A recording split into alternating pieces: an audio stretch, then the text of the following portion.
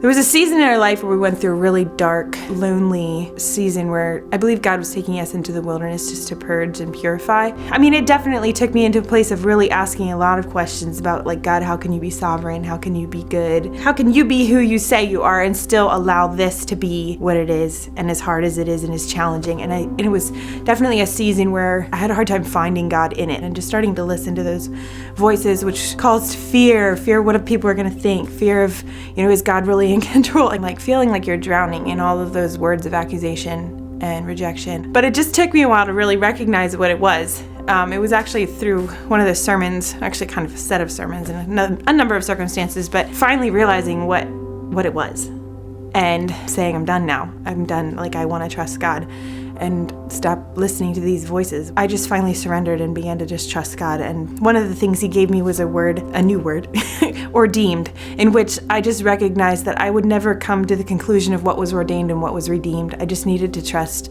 that he was God of both and let him be God of both and not have to have an answer for why things went the way they did or what all was happening or whatever else, but just to trust that he was both sovereign, good, in charge, and allow the situation to be what it was, and trusting God that at some point we would come through it. My perspective, I think, totally changed, and just there's been a tremendous sense of peace. The picture of him reaching down into the waves and pulling Peter out, and they walked back to the boat together, like the mercy and his loving kindness that he has for when we do fail. He meets us, he rescues us, gives us a second chance, and lets us go at it again. We're not stuck and left to our own demise and to our own devices, but he totally reaches down and brings us out of that.